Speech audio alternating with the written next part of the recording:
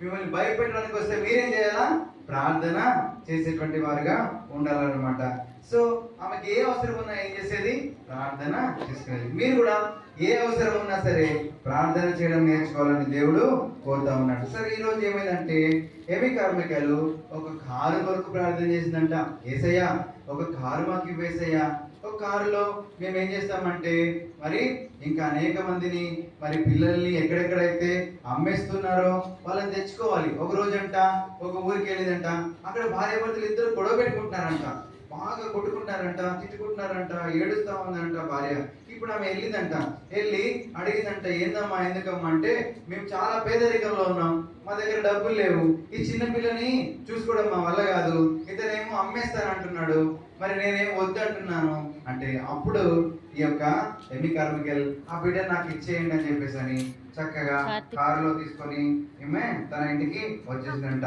ఇలా తీసుకొని వచ్చిన తర్వాత కొన్ని రోజులకు ఏమైందంటే ఏమి కార్మికులు యొక్క ఆ గృహం చుట్టూ కొంతమంది బందిపోటు దొంగలు వచ్చారంట. చూడండి, ఎక్కడ పైకి ఎక్కుదాం, లోపలికి వెళ్దాం, వెళ్ళిపోయి ఈ గోడలన్నీ పగలగొట్టేసి ఆ పిల్లలందరినీ బయటికి తీసుకొచ్చేద్దాం అని చెప్పేసి అని బందిపోటు దొంగలు వచ్చేవారంట.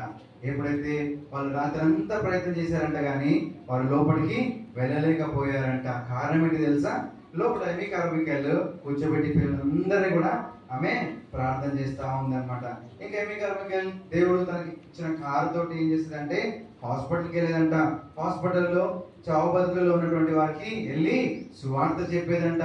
ఎవరైతే హాస్పిటల్లో దేవుని నమ్ముకోకుండా చాలా కష్ట పరిస్థితుల్లో అనారోగ్యం పాలైపోయి ఉంటారో, మరి ఎవరికైతే టాబ్లెట్లు కొనుక్కోలేని పరిస్థితులు ఉంటారో వాళ్ళ దగ్గరికి వెళ్ళిపోయి ఆమె ఇంకా వాళ్ళకి సేవ చేస్తూ ఉండేది అనమాట. ఇంకా చాలా చాలా ప్రదేశాలకు వెళ్ళి ఆ కారులో యేసయ్య గురించి అనేక మందికి తను చెప్తా ఉండేది అనమాట. ఏమి కార్మికులు ఆ విధంగా దేవుని యొక్క సేవను అనేక మందికి చేస్తూ తర్వాత మరి స్కూలు, తర్వాత హాస్పిటల్, నర్సింగ్, కాలేజ్ ఇలాంటివి అన్ని కూడా స్థాపించింది అనమాట.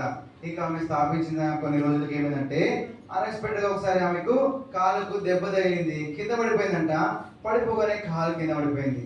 పడిపోతే వాళ్ళన్నారంట, అమ్మా నువ్వు మళ్ళా మీ దేశం వెళ్ళిపోమ్మా అంటే, లేదు లేదు నేను ఇక్కడే ఉంటానని అక్కడే ఏం చేసిందంట, పడకలో కాలు బాగా అయ్యేంత వరకు దాదాపు సంవత్సరం వరకు ఆమె అలాగే పడకలో ఉందంట.